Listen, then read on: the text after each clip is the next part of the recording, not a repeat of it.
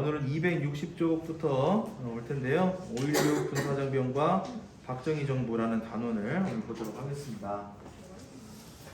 이제 사회부혁명이 끝나고 나서 이제 과도정부가 들어섰어요. 헌법이 다시 개정이 되고, 그리고 이제 대통령 선거를 다시 했고, 총선거를 다시 실시해서 내각 책임제로서의 이제 그 정부가 다시 수립이 됐는데, 그러고 나서 1년도 채 되지 않아서 군사 정변이 일어나게 되었다. 오늘은 그 얘기부터 하도록 하겠습니다.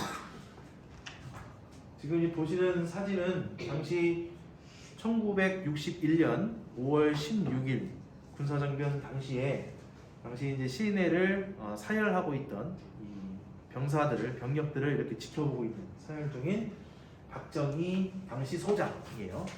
소장이면 별 2개야. 별 2개. 지금은 한 사단장급 때는 별 2개여서 박정희 소장이고, 그 이제 현재 우리가 볼 때 왼쪽에는 지금 박종규 소령, 그리고 오른쪽에는 이제 차지철 대위 이렇게 있는데, 저 두 사람은 나중에 박정희 정부 시절에 경호실장도 하고 이렇게 승승장구했던 그런 사람들이에요. 그러니까 즉 박정희 정부 때는 이렇게 5.16 군사정변을 일으킨 이 주역들이 꽤나 많이 중요한 요직에 앉으면서 군사 정권이라고 얘기할 수도 있겠죠. 당시 사진입니다.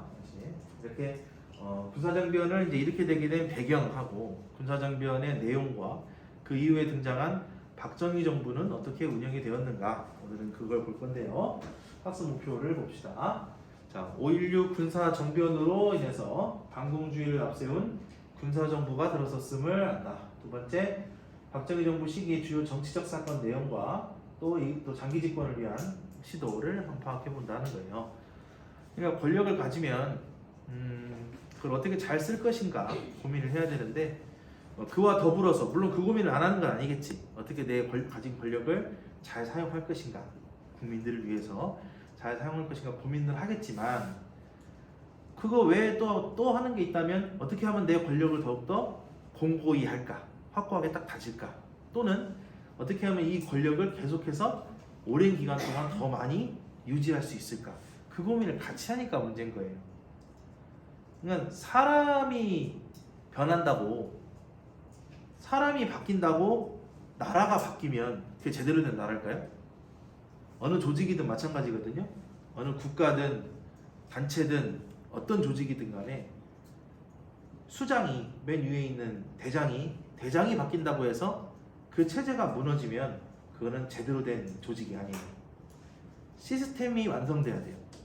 아무리 사람이 바뀌어도 계속해서 그 기능을 계속 할 수 있어야 그게 좋은 조직이죠. 다만 그 수장 자리에 앉는 사람의 성향이나 여러 능력의 정도에 따라서 이제 조금씩 그 조직의 기능이 약간의 부침은 있을 수 있겠죠. 하지만 그 평균값은 변하지 않아야 된다라고 하는 것인데, 이것이 훅 올라갔다가 갑자기 쑥 떨어졌다가 이렇게 기복이 심한 모습을 보이면 그는 제대로 된 조직이 아니거든요. 그래서 제도와 시스템을 통한 그런 조직이 완성이 돼야지, 사람에 따라서 변하는 그런 조직을 만들면 안 되거든. 그러다 보니까 사람들이 흔히 하는 착각 중에 하나가 내가 아니면 안 돼, 나니까 이 정도 하는 거야, 이런 생각은 버려야 돼. 내가 아니어도 잘 돌아가야 돼, 이렇게 만들어야 됩니다. 이렇게. 그런데 권력자들은 늘 그 자리에 올라가면 권력에 취해. 어떻게 하면 내가 이 권력을 오랫동안 유지할까, 그러면서 들이대는 명분이 뭐냐면 나니까 지금 현재 이렇게 하고 있는 거야, 내가 아니면 이 나라를 잘 이끌어가기가 어려워 라는 그런 핑계를 댄단 말이죠. 그거는 명분이 될 수 없어요. 이승만 정부 때도 그랬고, 지금 우리가 배울 박정희 정부 때도 어떻게 하면 권력을 더 오래 할 것인가, 그거에 대한 고민을 하다 보니 민생을 안정시키고 더욱더 경제 발전을 시키려고 하는 그런 노력들을 물론 했지만 그것이 다소 빛이 바래진다. 권력을 오랫동안 가지려고 했던 그런 행위들 때문에 그들이 했던 여러 가지 공이 사라지게 된다, 눈에 안 보이게 된다는 그런 단점이 있는 거죠. 이게 되도록이면 좀 나 말고도 다른 사람이 집권을 하더라도 잘 돌아갈 수 있게끔 체제를 만들었어야 되는데 그러지를 못했다는 한계점이 있어. 물론 시대적으로 그러기가 어려웠을 시기일 수도 있어요.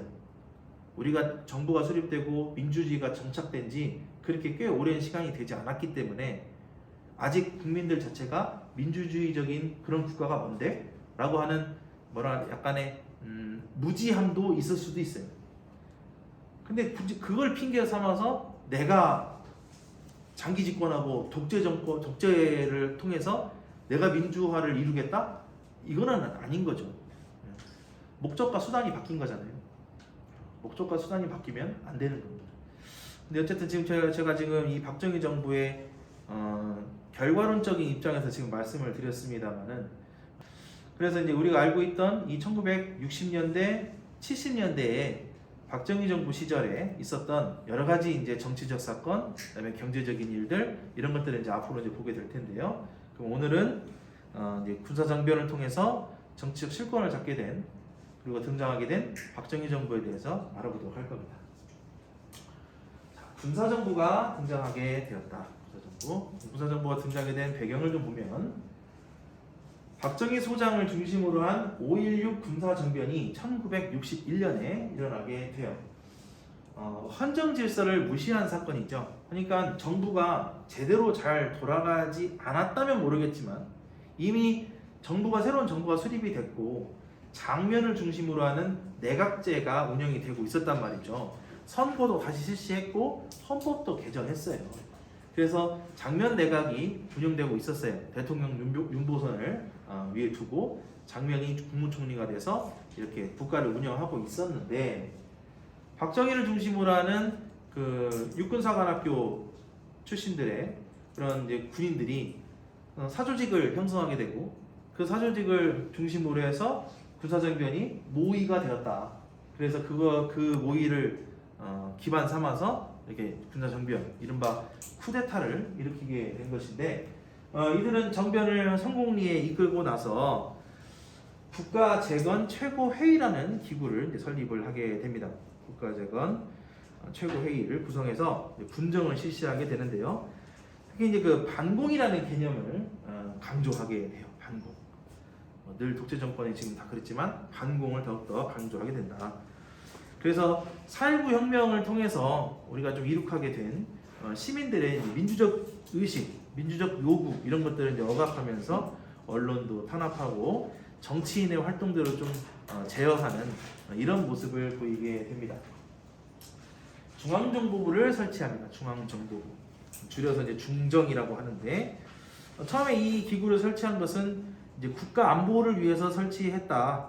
국가 안전보장을 위해서 설치했다고 했지만, 이후 이 중앙정보부는 박정희 정권을 이제 만들고 또 이걸 유지하기 위한 그런 이제 권력 유지를 위한 그런 기구로서의 역할을 했어요. 그러니까 사실상 대통령은 이제 박정희고 그 밑에 우리나라의 넘버 2가 누구냐라고 얘기를 한다면 보통은 누구를 얘기해야 돼? 대통령 그 밑에 국무총리나 뭐 부통령이나 이런 사람들 얘기해야 되잖아요. 근데 이 당시에 이제 부통령제가 없어지고 대통령이 이제 넘버 1이면 넘버 2가 중앙정보부장이 되었다는 거예요. 중앙정보부장이 넘버 2 역할을 하면서 굉장히 많은 권력을 또 누리고 있었다는 거예요. 그러니까 그 얘기는 대통령 자체가 이 중앙정보부에 부여한 권한이 매우 컸다는 거죠. 그리고 중앙정보부의 활동을 통해서 대통령 스스로가 얻은 권력도 상당했다는 걸 의미하고 있어요. 나중에 이 중앙정보부는 박정희 정부가 무너지고 전두환 정부가 들어서면서 안전기획부라는 이름으로 바뀌어요. 줄여서 안기부라고 합니다. 안기부라고 이제 바뀌어가지고 운영이 되다가 문민정부 들어서면서 명칭을 바꾸게 됩니다. 오늘날 쓰고 있는 국가정보원, 국정원이라는 이름으로 운영이 되고 있어요. 현재 그렇습니다. 현재까지.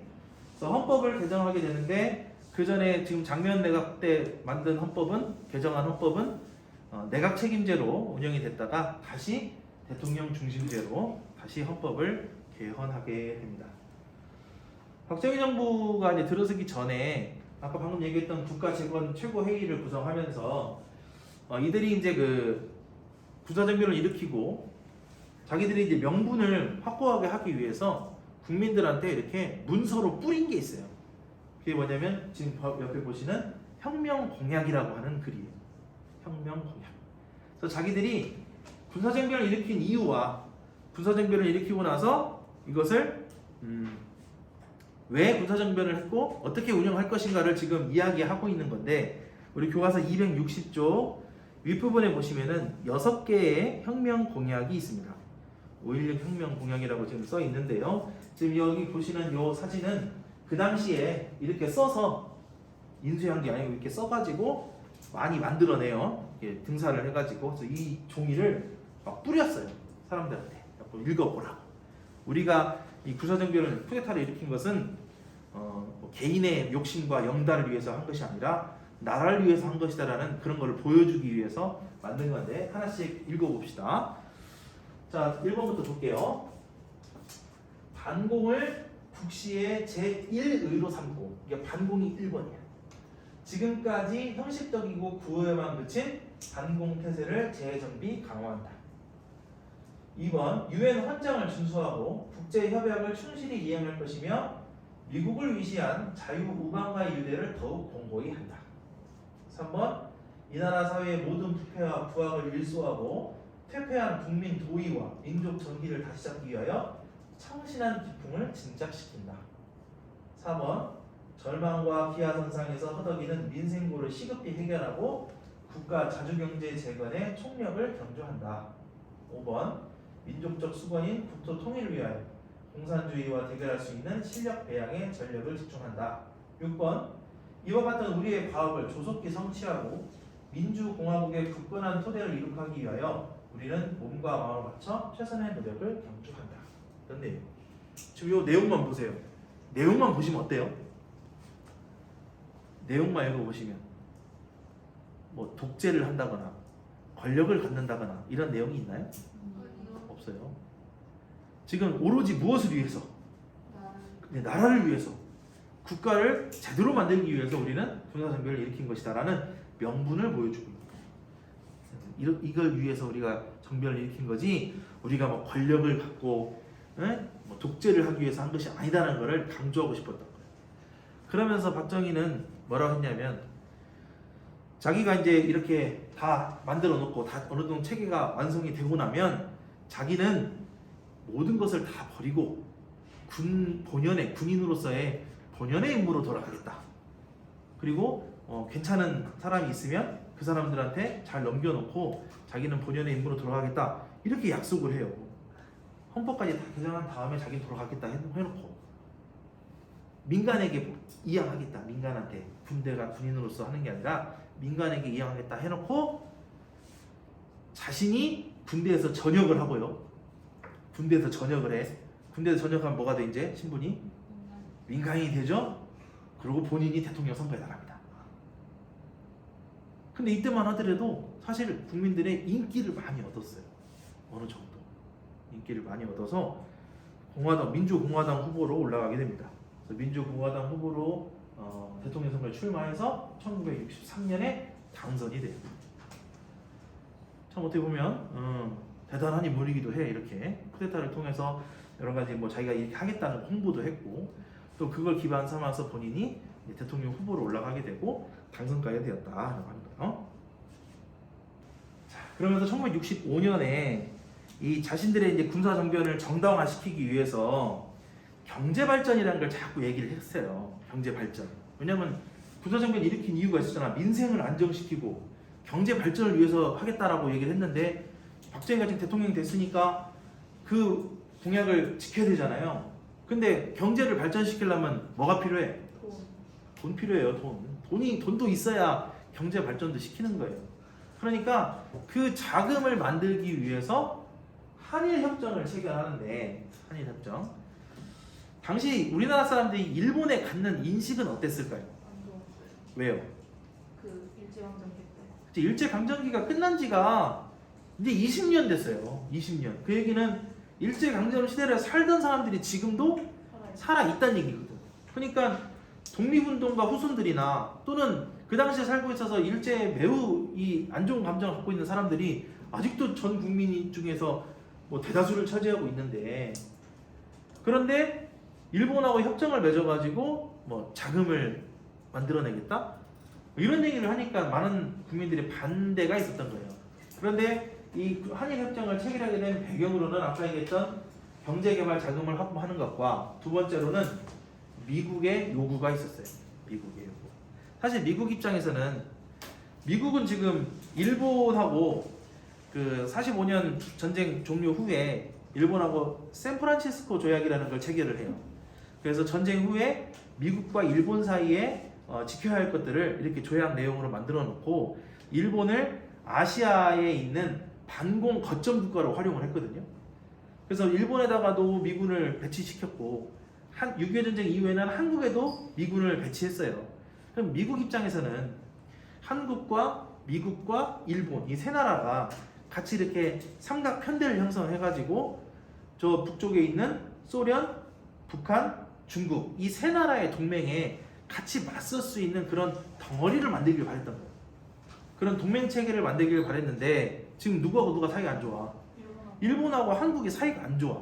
그러니까 뭐 막 이런 거지. 여러분 초등학교 때 친구들이랑 다 싸우면 막 싸우고 막 지고 하면 담임선생님이 와가지고 니네 그렇게 싸우면 되겠니? 돼요 안 돼요? 안 돼요. 자 그러면 이 친구는 친구한테 미안하다고 사과하고 이 친구는 친구한테 괜찮아 하면서 용서해 줘야겠죠. 자 사과하세요. 미안해. 되게 하기 싫은데 되게 미안해. 그러면 얘도 받기 싫지만 괜찮아 하면서 이렇게 어거지로 사과하고 용서하고 그런 과정 겪어봤니? 네. 나도 어렸을 때 참 그런 거 많이 겪었었는데 아무튼 그런 어떻게든 되게 어거지로 이렇게 시켜줘요 화해를. 그럼 그게 제대로 된 화해냐고. 진심으로 지금 미안하다고 하는 게 아니고 그거를 내가 봐도 진심으로 하는 게 아니라는 게 내가 느껴지는데 그 어떻게 그 사과를 받아주냐 이거지. 그런데 미국의 요구에 따라서 어쩔 수 없이 박정희 정부에서는 일본하고 협정 관계를 맺을 수밖에 없었어요. 그리고 더군다나 필요한 게 돈이었기 때문에 일본으로부터 돈도 받았어야 돼요. 그래서 이제 그런 배경 속에서 한일 협정이 체결되는데 먼저 회담을 해야겠죠?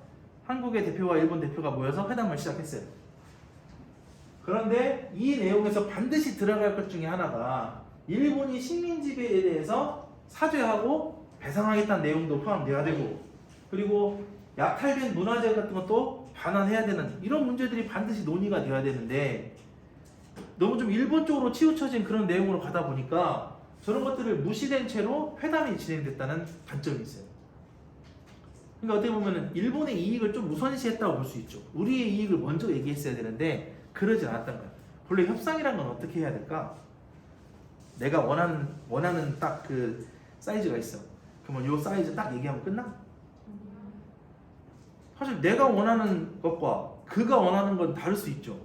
근데 적어도 최대한 내가 원하는 걸 맞춰서 가려면 내가 원하는 것보다 어떻게 불러야 돼? 더 많이, 더 세게 불러야 돼. 예를 들어서 내가 한 얘하고 나하고 뭐 잘못해갖고 합의금을 받아야 되는데 사실 합의금 한 100만 원 정도 받고 싶어. 그런데 내가 100만 원을 얘기하면 그쪽에서 나 그 정도 없고 그래서 한 50만 원 얘기할 거란 말이야. 그러면 내가 100만 원 받을 수 있겠냐?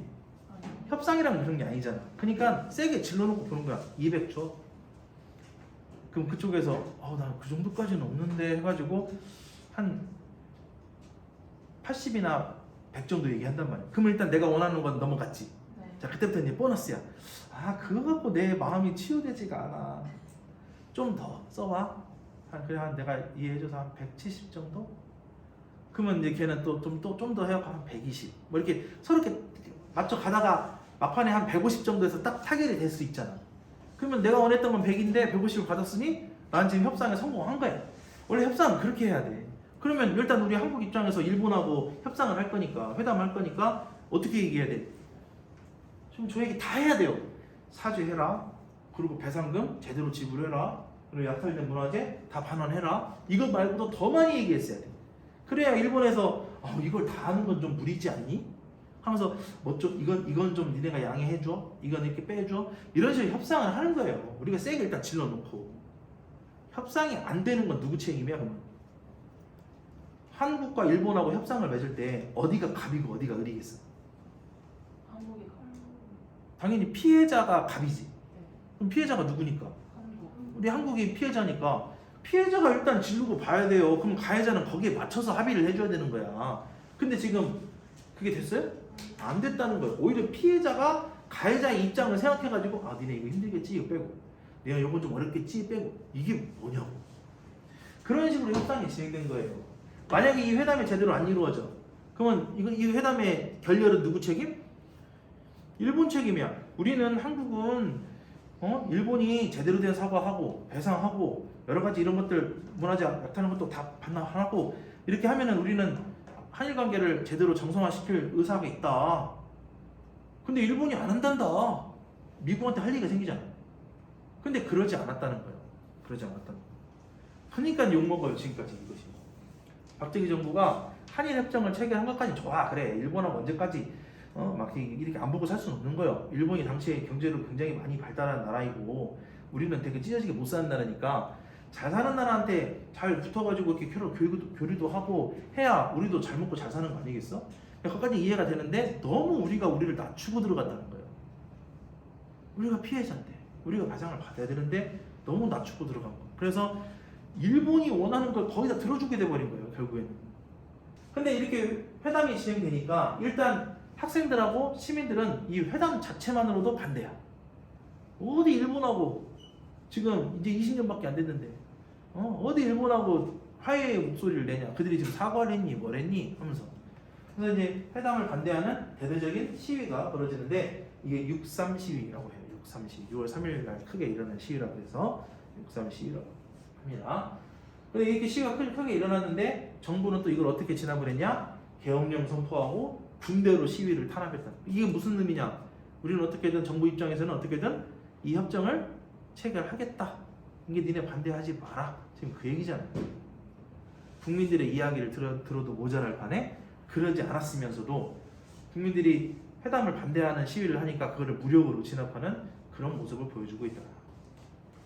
자, 그 결과 어떻게 됐느냐? 1965년에 이제 한일 협정이 체결됐어. 정식 명칭은 한일 기본조약이에요. 기본조약. 그래서 이 조약 내용은 이렇습니다. 결과는 자 일단 한일 국교를 정상화한다. 서로 이제 외교 관계를 이제 정상적으로 운영한다라는 내용이고요. 경제 개발에 필요한 자금의 일부를 확보를 하게 되는데 그 액수가 참 실망스럽게 짝이 없습니다. 일단 내용은 이래. 일본이 한국에 무상으로 3억 달러. 그러니까 무상으로 3억 달러라는 얘기는 지금 어쩐다. 그냥 준다 그 얘기예요. 그냥 준다. 3억 달러는 그냥 주겠다. 일본이. 당연한 거 아니에요?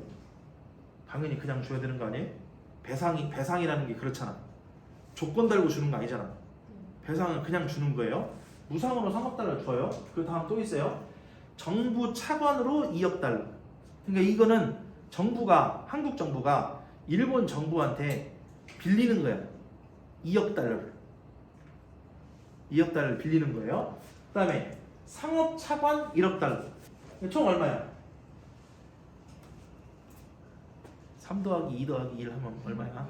6억 달러. 6억 달러를 받았는데 그 명목이 뭐냐면 독립축하금 그리고 차관이야. 그러니까 지금 공짜로 준 무상으로 3억 달러 준 게 지금 뭐라고? 독립축하금. 지금 이게 배상금이에요? 축하금이에요? 축하금이에요. 배상금 아니에요. 그러니까 지금 일본은 자기들이 잘못했다? 아니다. 잘못한 거 아니다. 배상금으로 준 거 아니라는 거야. 독립 축하금으로 준 거지. 니네가 독립했잖아. 근데 누구로부터 독립한 거니 이게? 일본 자기들부터 독립했는데 독립했으니까 축하해. 좋아. 이거야? 자기들이 지금까지 다 지배해놓고 병 줘놓고 진짜 뒤지게 펴놓고 그 다음에 이제 독립했다고 아이고 독립했으니까 애썼다. 돈 줄게. 이게 말이 되는 소리냐고. 중국은 이것보다 더 많이 가져갔어. 일본으로부터. 야, 중국이 일본한테 지배를 얼마나 받았다고? 우리보다 길까? 아니겠지? 동남아시아 지역도 마찬가지예요. 동남아시아에 있던 나라들도 일본한테 배상금 받았는데 이거보다 더 많이 받았어. 우리가 지배는 제일 오래 당하고 제일 힘들게 당했는데 받은 돈은 제일 적어. 그것만 봐도 정부에서 얼마나 협상을 잘 못했는가가 딱 보이는 거예요. 그래서 이게 지금까지도 욕을 먹어요. 그럼 일본은 이때 맺은 이 협상 내용을 가지고 지금까지 그걸로 방어하고 있는 거예요. 지금 위안부 할머니들이 사과해라, 배상금 줘라 요구하죠. 매주 수요일마다 일본 대사관 앞에서 시위해요. 그게 수요 집회야. 수요 집회를 하는데 계속 그 얘기를 해. 그런데 그럴 때마다 일본 정부에서는 뭐라고 하냐? 우린 이미 줬다. 우린 이미 줬다. 1965년에 맺었던 한일협정 때 우린 이미 그 배상금을 줬다 이거예요. 근데 이때 정부에서 받은 배상금 이거 누구한테 갔을까? 그분들한테 갔을까? 아니라고. 정부에서 경제 개발을 목적으로 활용을 했어요. 이걸 배상금이라 볼 수 있냐? 이제 그런 이야기가 지금까지도 계속되고 있는 거예요. 이때 주고받았던 것 때문에. 그래서 지금 요거는 아주 좀 뭐랄까 한일협정 맺은 거는 지금까지도 논란이 되고 있는 협정 내용입니다. 결국 식민 지배에 대한 사죄, 배상은 지금도 받지 못했어요. 그러니까 이때 잘했어야 돼요. 이때 제대로 해야 사죄도 받고 배상도 받았는데 이때 제대로 못해가지고 지금까지도 일본은 고개 쳐들고 우리가 뭐 잘못했는데 우리가 다 줬잖아 이렇게 그러면서 계속 얘기하죠. 니네는 왜 계속 우리한테 사죄하라고만 하냐? 받아 먹었으면서. 일본이 고개 들고 당당하게 나오는 이유가 여기 있어요. 이런 것 때문에 참 씁쓸하죠. 당시에 우리나라가 너무 돈이 없으니까 이거라도 받아서 경제개발 해야지 라는 그런 마음은 어느 정도 이해는 되지만 그게 모든 걸 다 합리화시킬 수 있는 그런 명분은 안 돼요. 나라가 어려웠으니까 저거라도 받아서 해야겠다? 근데 그러면은 저거 받아서 다 어디다 썼냐? 그 내역을 공개할 수 있느냐? 라고 하면 떳떳하지 못할 거예요. 그것이. 어쨌든 한일협정이 1965년에 체결이 되면서 약간의 이제 정부에 대한 좀 불만의 목소리가 조금씩 나오기 시작했어요. 자, 그러면서 이 정부가 국민들한테 갖는 신뢰감이 처음에는 100이었다면 조금씩 줄어들고 있는 그런 상황이었거든. 그런 상황에 발생했던 게 베트남 전쟁